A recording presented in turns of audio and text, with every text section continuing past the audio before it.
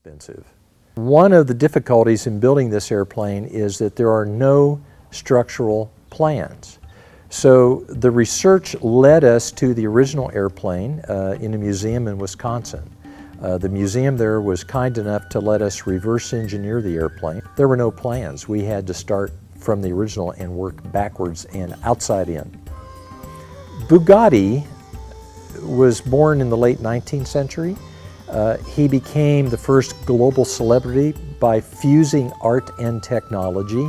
So things that he designed touch people in a way that few other cars and certainly this airplane have done. Because we had a website and through the World Wide Web, we attracted people from over 31 countries who have contributed in a substantive way, either by making donations, by donations in kind in the form of either perhaps machining a part or engineering support, or helping us promote the airplane in different magazines and different other venues, just like you're doing. So the most rewarding thing is all the people, and we have a great group of folks, every continent except Antarctica. The most difficult part of building the airplane was getting someone to design and build the gearbox. I tried for 18 months to find someone, found no one at all. Finally, I got an email from a Scotsman who offered to build some models to help me raise funds. He made the foolish mistake of asking what else he could do to be helpful, and I said, well, John, you can build the gearbox for me. And like a fool, I said, I'll give it a go. I'm not a gearbox designer, but I thought that, with the CAD package I've got and the contacts that I have, I could make a pretty good stab at it and at least get it off the ground. Well, the gearbox itself isn't particularly difficult. There are only 4 gears in it. What's really difficult is fitting it into the small space, cooling it and lubricating it. These are the real challenges. And first we had to analyse the original gearbox to see roughly what it looked like, see what pitfalls there might lie in the original gearbox. Could we build an original gearbox and make it reliable? The answer to that was probably no. So I took the original shape and I designed my own internals. So I started, we were very lucky. There was some quite good photographs from the original restoration at Oshkosh. There's a French collector who has a second gearbox, and someone had photographed that, and to my luck they'd put a scale rule in the picture, so I could scale all the parts and I could make a pretty good stab at what size everything was. That allowed me to recreate, reverse engineer if you like, the original gearbox. So I could do that. I could then analyse the photographs, look what parts they had in it, and try to use modern technology and modern thinking to work out where it was perhaps a little bit flawed, bearing in mind the original gearbox was probably only going to last for one flight, then will be stripped out and rebuilt. So the gearbox for the aircraft actually sits in the nose and is connected to the engines via drive shafts, long drive shafts down either side of the cockpit. So this is what Scotty likes to describe as the long pole in the tent. This is the major challenge, because without this gearbox we don't have an aircraft, we just have a glider, and not a very good one at that. So my challenge was to A, fit it in the space available, and B, actually make it work reliably. So I originally started by taking a lot of CAD data and formulating it around the space that we had available. I came out to Tulsa and I measured this compartment multiple times, and I then modelled it in 3-dimensional CAD. I then knew I had a space in which I could fit the gearbox. So I started then by designing the casings, making sure they would physically fit in the space. It's very, very tight. We need a lot of space for the gearbox, but he doesn't want much space down there because it needs to reflect the original design. So building the gearbox casings in CAD first allowed me to drop the gearbox in and out of the space claim and make sure we had clearance so it would actually fit. We've got roughly 4mm clearance either side to get it in. The gearbox itself is not particularly complex. There's only 4 gears in it. There's an input gear from the rear engine and there's an input gear from the forward engine. They then drive their respective main gears, which drive each propeller, front propeller, rear propeller.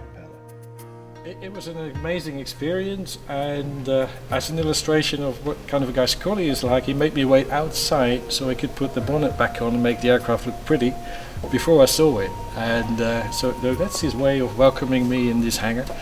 And the aircraft is, I've just spent all day taking photographs from every angle. Every time you look, you say, oh, I want to take a shot of this angle. It is so beautiful.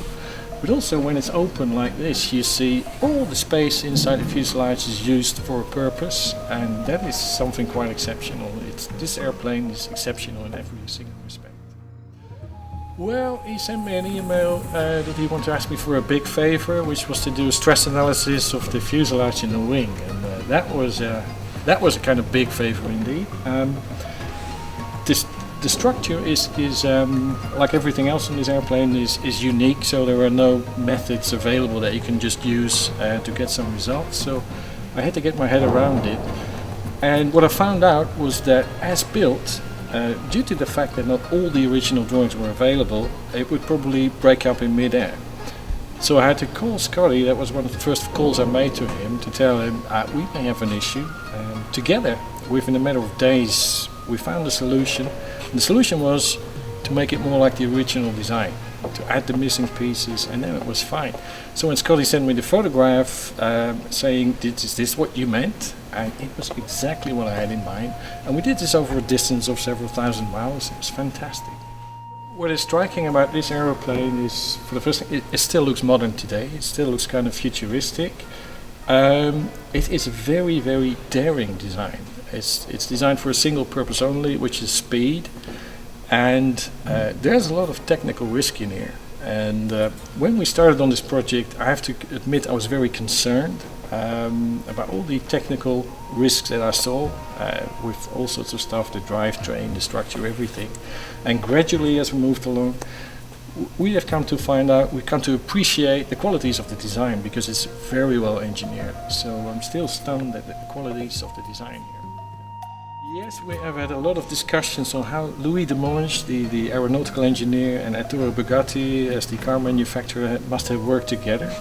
I think the hand of Arturo Bugatti is probably primarily in the development of the drivetrain and the engines and the gearbox, but the integration of everything, to integrate all the functions inside the fuselage, including even the cooling system, which is very unconventional and which was patented by Bugatti, that must have been the work of Louis Demonge, because he would have had specific knowledge needed to do that. One of the interesting things about the design is the contra-rotating propellers, and there are a lot of methods to calculate the thrust available from a fixed pitch propeller, but there's not a lot of information on a second propeller behind the first propeller, so I had to search through some old books, and I found it in an old propeller design book by Fred White from the NACA, that it had a method on how to calculate the influence of the front propeller on the rear propeller, so then you could calculate the thrust horsepower of the propellers as a combination, and that's how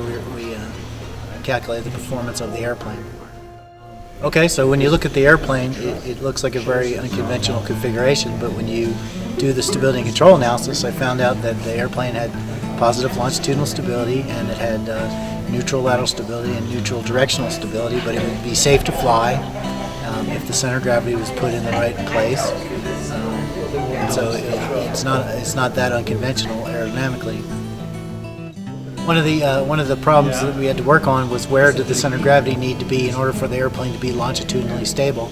So I did some analysis to find out where the center of gravity should be, and then Scotty called me up, and he had calculated what the empty weight CG was of the airplane, and it was a little bit too far aft, so we had to add a little ballast to the nose to increase the stability of the airplane.